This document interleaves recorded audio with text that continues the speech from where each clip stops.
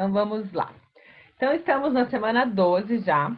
Então, na semana passada, a gente já começou a falar, né, dos tratamentos corporais. E daí agora a continuação, tá? Então, a gente falou de flacidez e estria na aula passada. E hoje a gente vai falar de fibroedema geloide, de gordura localizada e de obesidade. Então, o roteiro da semana. O artigo, esse artigo aqui, Escala da Gravidade da Celulite Fotonumérica Validada, é do autor Excel, tá? Excel, né? Eu acho que é isso mesmo que fala, de 2009.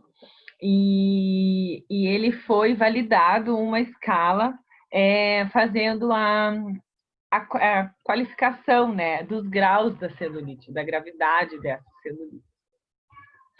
E deixa eu só anotar que a aluna que entrou agora. E daí, assim, eu tentei baixar ele em português, eu não consegui. Então, eu deixei ele em inglês mesmo.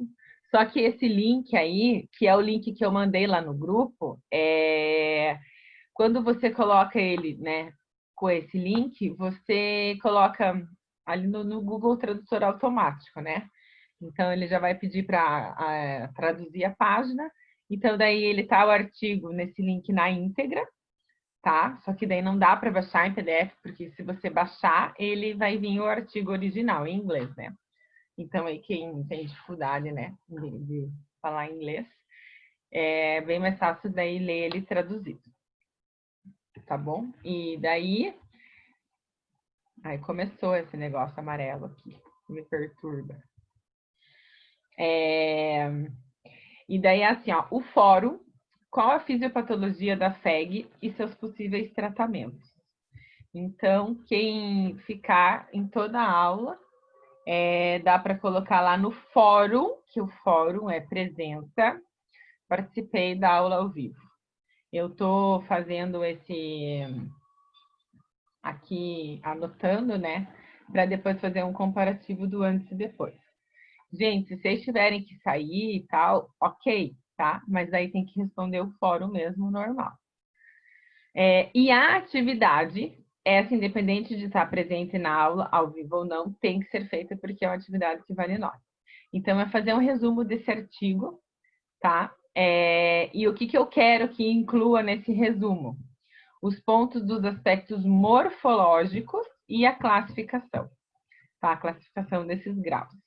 Então, vale nota, né? E o prazo é 1 semana, então é até quarta-feira que vem, tá? Vamos lá. Então, aqui só os vídeos que eu já tinha gravado de manhã, né? Que eu já tinha disponibilizado. Daí eu atualizei os slides. Então, fibroedema geloide, celulite.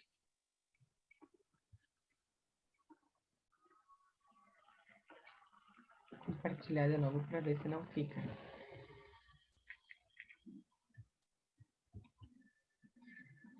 Então, celulite, na verdade, é um termo inadequado, é um termo errado, né? Porque já que não se trata de uma inflamação ou infecção ali da célula mesmo, tá?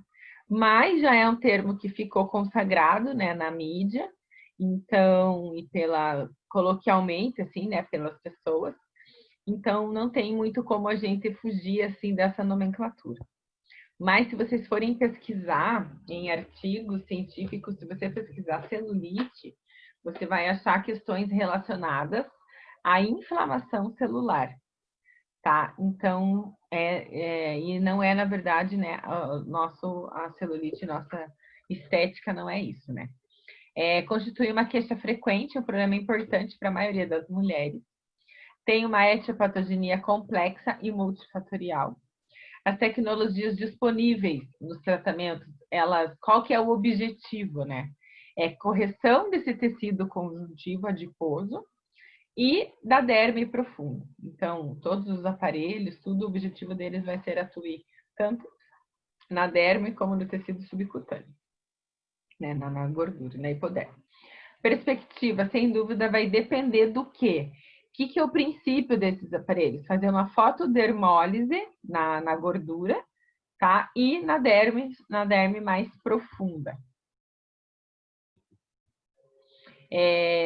Então, quais são as nomenclaturas mais conhecidas, né, que a gente tem? A gente tem a fibroedema geloide, que é a FEG, tá? Que é o que eu vou falar muito, né, durante a aula, FEG, FEG, FEG, por causa que essa nomenclatura do fibroedema geloide é uma nomenclatura que é a mais usada nesse meio acadêmico, né? É o termo mais correto. E outro termo que é muito usado também em artigo científico, que até a gente acha mais artigo com esse nome, é lipodistrofia ginoide, tá? Então, lipo significa, né, gordura, a distrofia diz é a desordem, né? Trofos é essa trofologia da pele, e ginoide, porque ela atinge mais as mulheres, tá? Então, portanto, a lipodistrofia ginoide é uma alteração genuína e loco regional do panículo adiposo subcutâneo. Então, panículo é, né, realmente essa ali a camada nossa subcutânea de gordura. Determinante no formato corporal, característico da mulher por perda do equilíbrio histológico. Então, histologicamente, a gente vê que há uma perda de equilíbrio. Ela também é conhecida. Os outros nomes, então, as outras nomenclaturas. Lipodistrofia, lipodistrofia ginoide, adiposidade edematosa, PEF também foi muito tempo usado essa nomenclatura, paniculopatia edematosa fibroesclerótica, que é a PEF, e dermatopaniculopatia fibroedematosa, tá?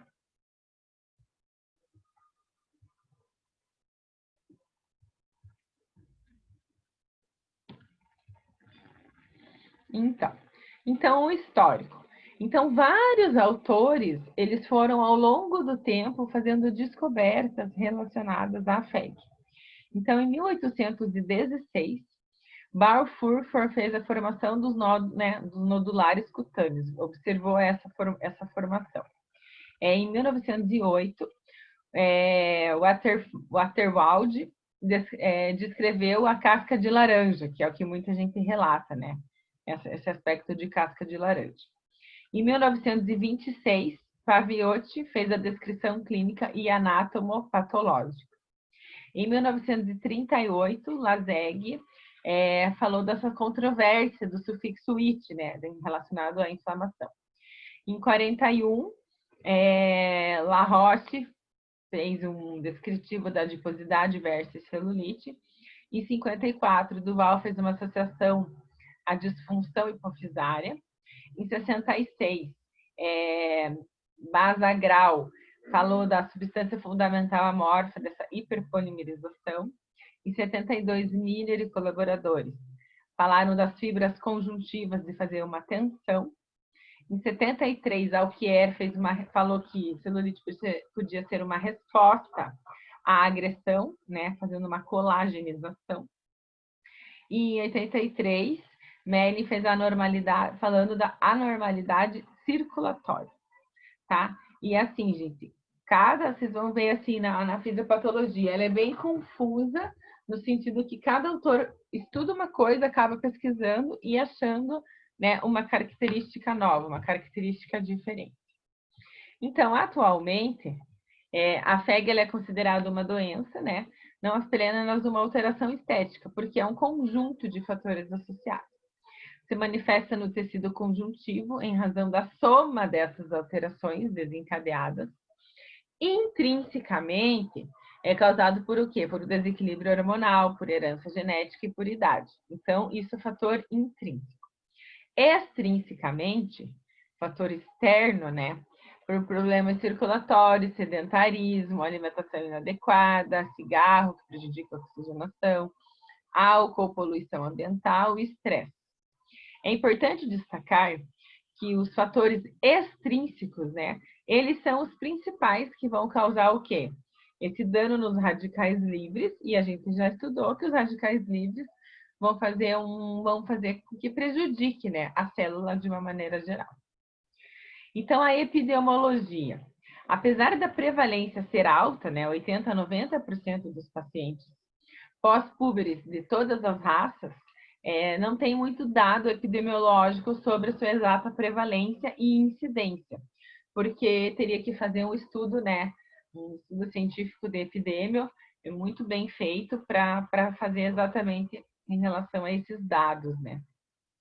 Então, a FEG ela pode piorar durante estados elevados de estrogênio, incluindo gravidez, amamentação e uso crônico de contraceptivos orais. Tudo bem, gente? Estou falando muito rápido? Tranquilo, prof. Beleza. Vou me dando retorno aí.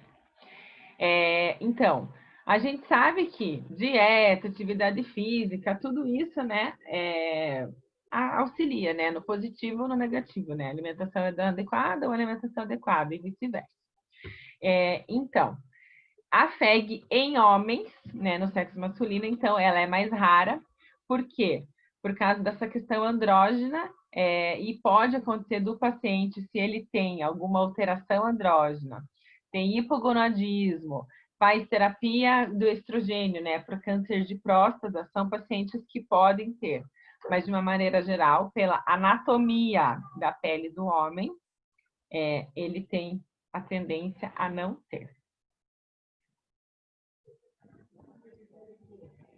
Deixa eu só compartilhar de novo para ver se não fica aquele quadradinho lá aparecendo.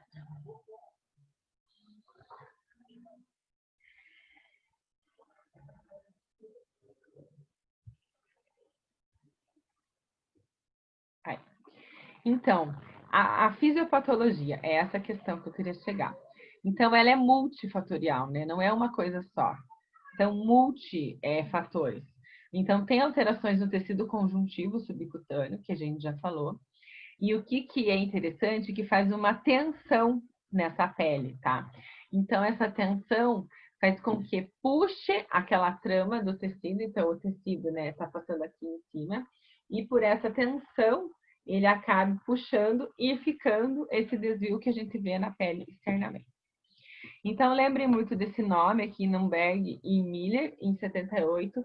Eles propuseram pela primeira vez as alterações topográficas da pele, da celulite, falando que eram causadas por hérnia de gordura em uma derme enfraquecida. Então, a pele estava mais fraca, a derme, né, que é a segunda camada da pele, e fazia uma herniação de gordura ali no tecido. Mirached e colaboradores, em 2004, então, eles fizeram uma ressonância magnética, né, para ver esse grau da celulite correlacionar né, com essas invaginações hipodérmicas na derme. Então, a gordura empurrava, como se fosse assim, né, a derme, e fazia essa invaginação, fazia essa alteração nesse aspecto, né, dessa casca de laranja da pele. Pierhard e colaboradores, em 2000, eles não conseguiram fazer uma correlação entre essas protrusões da gordura e o aspecto clínico da celulite. Em vez disso, eles propuseram que a tensão contínua e progressiva colocada nos septos fibrosos subcutâneos de orientação vertical, então, quando, né, o septo estava assim, amarrados à parte inferior da derme, então isso que fazia essa alteração, né? Esse septo fibroso que estava mais amarrado, né? Essas fibras, né, subcutâneo e da parte inferior da derme pelo acúmulo de gordura. Então, acumulava gordura, esse septo fibroso subcutâneo acabava fazendo uma tensão, e isso que fazia a alteração da derme, criando essas covinhas e depressões. Então vocês veem, tem bastante fisiopatologia, tá? Eu trouxe aqui vários autores para a gente pensar juntos aí. O abaulamento dos lóbulos subcutâneos de gordura ocorre periférica e superficialmente como um evento secundário. Então, eles falaram que isso era mais secundário.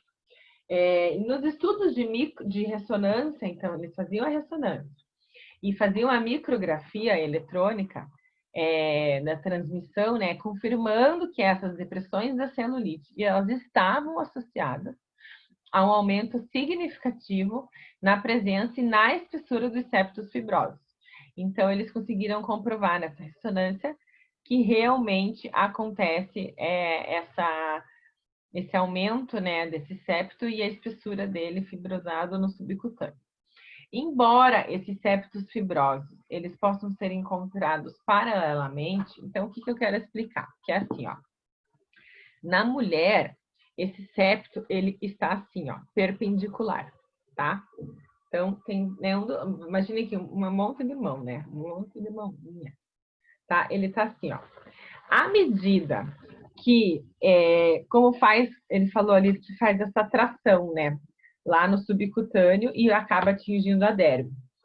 Então, quando faz essa tração de empurrar isso para cima, o que acontece? Quando a trama do tecido ela é assim perpendicular, o que acontece? Ele vai ficar assim, ó, desregular, ó. Tá vendo? Ó, um tá mais alto, o outro, a minha mão tá mais baixo. Então, faz uma depressão da celulite. Daí, a outra trama tá mais alta. Faz outra depressão. E assim você vai fazendo. Esse aspecto dos furinhos mesmo, né? Que a gente observa ali na FEG.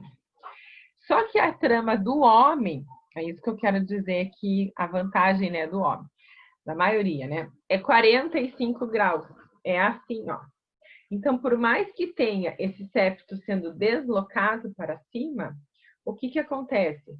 Quando eu faço essa alteração aqui, ó, em 45 graus, o meu tecido que está em cima, ele não se altera como o que está assim, né? Então, vai ficar um mais alto, o outro mais baixo. Então, vai fazer ondulação.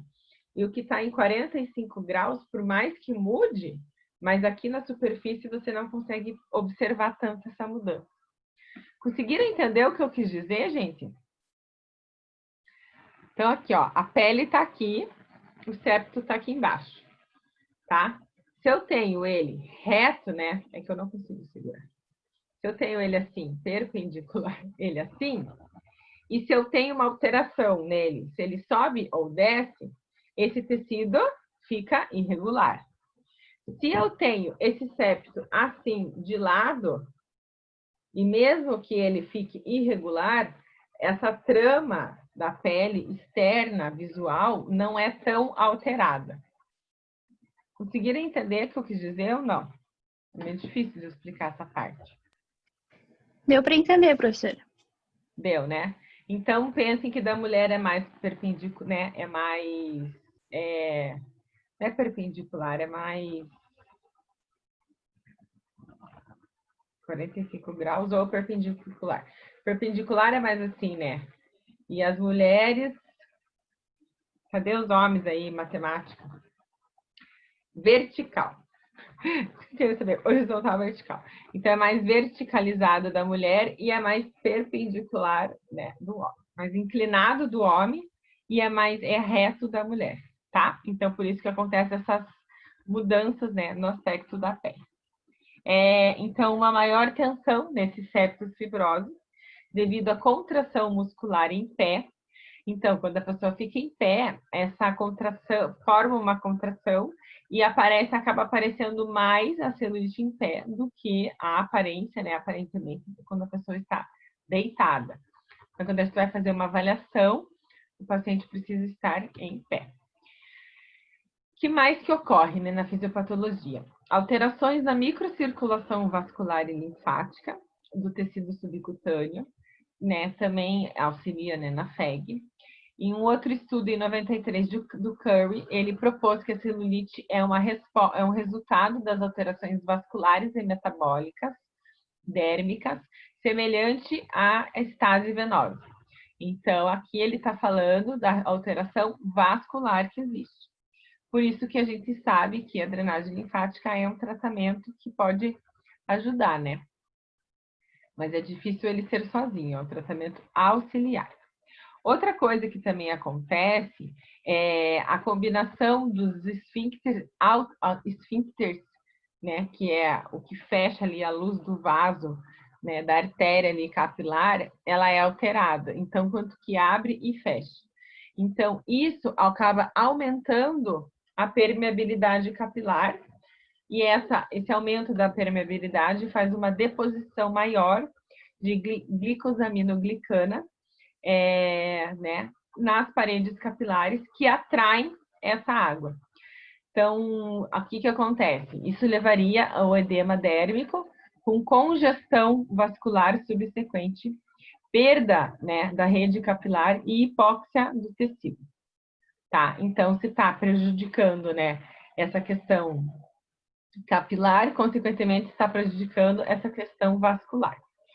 E juntamente com isso, né, com essa deposição da glicosaminoglicanas, acontece também essa deposição, né, dessa hipóxia, dessa falta de oxigênio. E por sua vez, né, isso iria provocar um espessamento e uma esclerose, né, desses septos fibrosos, então prejudicando mais ainda esse aspecto. Em 1990, Lott e colaboradores confirmaram a presença, né, da glicosaminoglicana extracelular na substância dérmica da pele, afetado pela celulite. Outros autores, em 2002, o Gerlach e colaboradores, não demonstraram esse aumento de água na junção dérmico-subcutânea. Então, vocês conseguem ver que um autor acha uma coisa, o outro autor acha outra, né? Então, tudo que eu estou falando aqui da aula é dessa fonte, desse artigo aqui.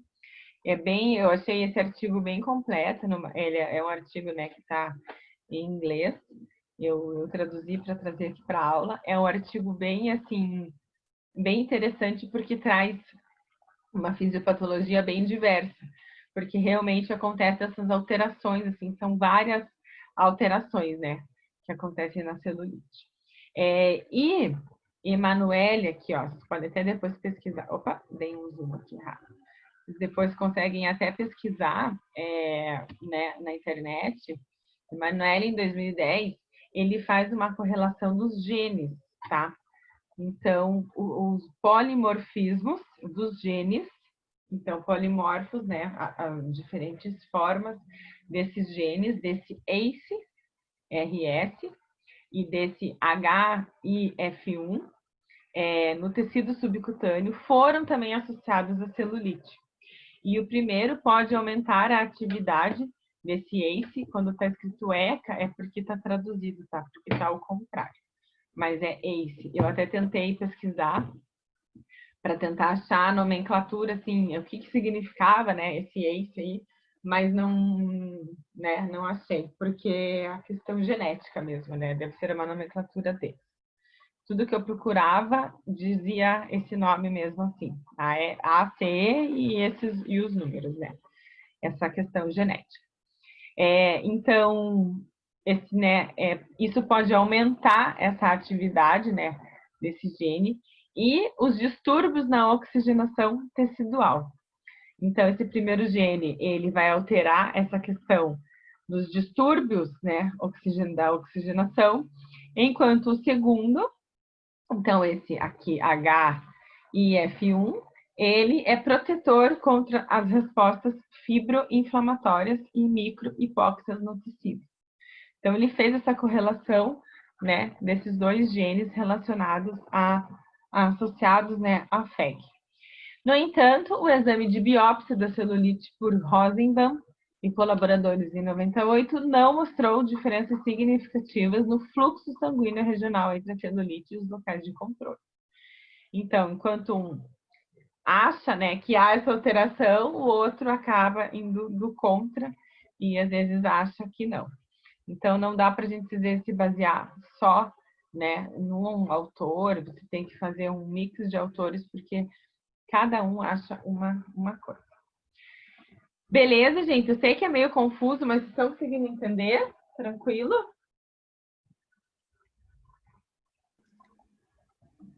Sim. Então, tá bom. Qualquer coisa, dê um grito aí. Então, os fatores inflamatórios, eles têm sido associados à patogênese da celulite, como o pensamento de que essa inflamação crônica pode desempenhar um papel no desenvolvimento do septo fibroso. Então, quando eu falo ainda em inflamação, né, que IT seria essa inflamação ali, mas não é nessa célula em si, tá? Então, não é que tem uma inflamação, né, ali na célula em si. Acaba tendo que não tem como não ser, né, o nome inflamação, mas é algo mais crônico, né, no tecido subcutâneo de uma maneira geral e que acaba atingindo a derme também. Diminuições significativas na expressão subcutânea, então isso é uma outra coisa legal, tá? Esse aqui é um hormônio, ó, a adiponectina, tá? É um hormônio derivado dos adipócitos com funções anti-inflamatórias. Então, eles são antifibróticos e vasodilatadores. Também podem desempenhar um papel importante na patogênese da celulite. Então, esse hormônio, né, foi descoberto que também pode influenciar. Por quê? Porque ele tem, né, essa função anti-inflamatória, antifibrótica e vasodilatadora. As medidas de estresse oxidativo, então, incluindo, né, malondialdeído sérico e carbonilas de proteínas plasmáticas, também podem ser aumentados em pacientes com a celulite. Então, esse aumento do estresse oxidativo. Quando fala estresse oxidativo, a gente também lembra do que? Dos radicais livres, tá? Celulite também pode ser influenciada pela relação cintura-quadril, que a gente já viu, né? Essa relação cintura-quadril, mas não é resultado do aumento do índice de massa corporal, tá? Ou do ângulo da lordose lombar. Então, também eles já, né, tiveram estudos que tiveram essa correlação. O edema cíclico idiopático tem sido associado a casos mais avançados da celulite e combinação, né, do tabagismo e do polimorfismo do gene ACE foi significativamente associado ao risco da celulite. Então, né, já ter esse gene e a combinação, né, paciente fumante também aumentaria mais ainda essa questão. Beleza, gente, então, de fisiopatologia? Então, a gente sabe que tem uma alteração, né? Vamos voltar aqui um pouquinho. Então, vamos ver o que a gente, resumindo, né? Foi descoberto principalmente essa questão desse septo fibroso, dessas alterações da trama do tecido, né? Da mulher ser mais vertical e do homem ser mais perpendicular, fazer com que essa pele tenha esses desníveis. Tem essa questão aqui hormonal, né? Da adiponectina.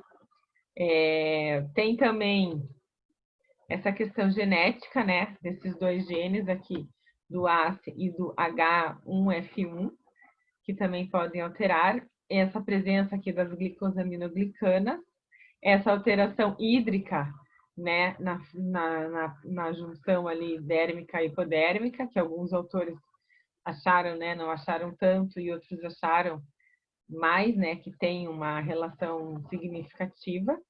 Essa alteração ali vascular, capilar, tá? Que vai fazer com que atraia mais água e acabe ficando mais água no meio extracelular, né? Intersticial. Isso acaba causando um edema. Que mais? A trama, eu acho que é isso, tá? Então, é mais essa questão ali também dos septos fibrosos. Então, gente, olha quanta coisa da fisiopatologia, tá? Fiz um resumo aqui no final. E o estresse oxidativo aqui, ó. Faltou essa parte, tá? Fiz um resumo, assim, de tudo que a gente leu da fisiopatologia.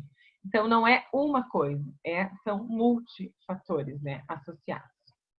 Características clínicas. Então, a celulite, ela pode afetar qualquer área do, né, com tecido adiposo subcutâneo, embora ela tenha áreas que a gente vê na predominância. Então, são as coxas, né, ali nos culotes, as coxas internas, posterior, nos glúteos, nos quadris, no abdômen, mamas, braços posteriores, até pescoço posterior, panturrilha, né, pode ser afetada.